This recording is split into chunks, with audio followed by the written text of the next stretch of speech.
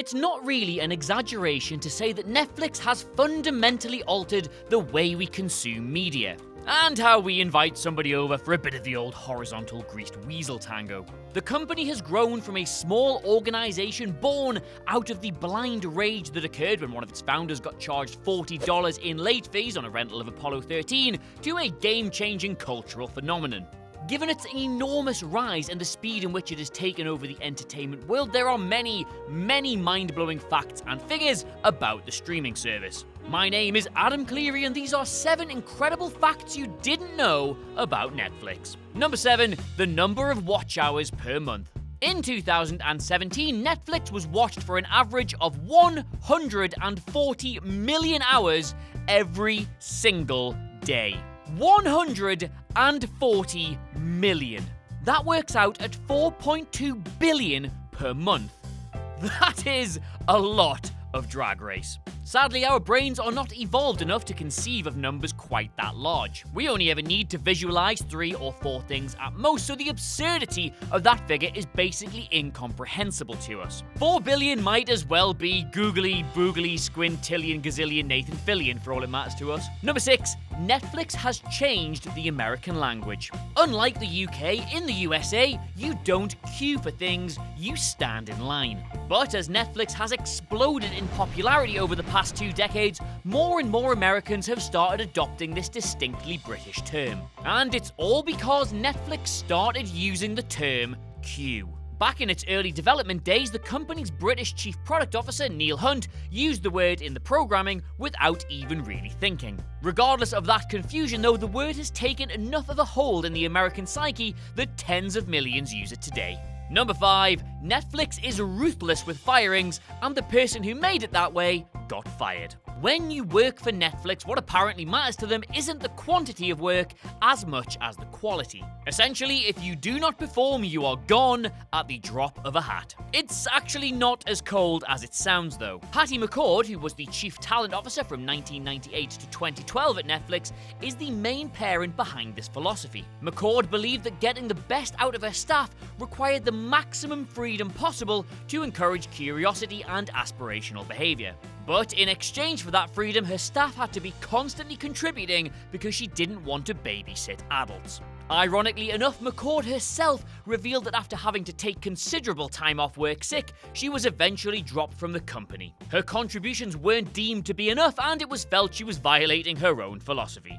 Live by the sword, die by the sword. Number 4, Blockbuster could have owned Netflix. Blockbuster was the go-to video rental brand in the USA and, to be fair, many other parts of the world, following its inception in 1985. At one point, there were nearly 10,000 stores in its family with tens of thousands of staff internationally. Sadly, though, Blockbuster could not see the future and wildly underestimated the impact of technological change. At the turn of the millennium, Blockbuster was still a powerhouse and actually was offered the opportunity to purchase Netflix for a paltry $50 million. They apparently scoffed at the idea, continued with business as usual while basically ignoring any developments that were happening around them.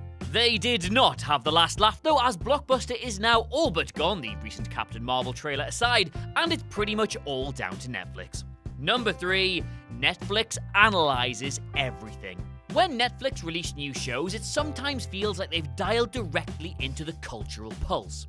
And in a way, they have. But it's not usually intuition that causes this, or even a selection of executives that really get television. Instead, it's because Netflix analyzes just about everything and then uses these terabytes of data to tailor every little aspect of the service in an almost obsessive-compulsive manner. Every single show comes about because of what Netflix users have watched previously, how they've watched it, and how long they watched it for. Oh, pausing friends to make a sandwich, are you?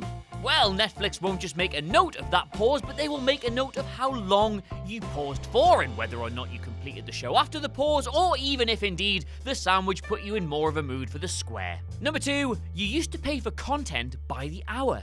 How often do you stop dead in the street and think just how lucky you are to get so much content for such little cost?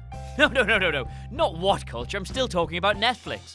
But if Netflix announced tomorrow that they were changing so you had to pay for content by the hour, their headquarters would surely most likely be burned to the ground. Yet that is exactly how Netflix used to run.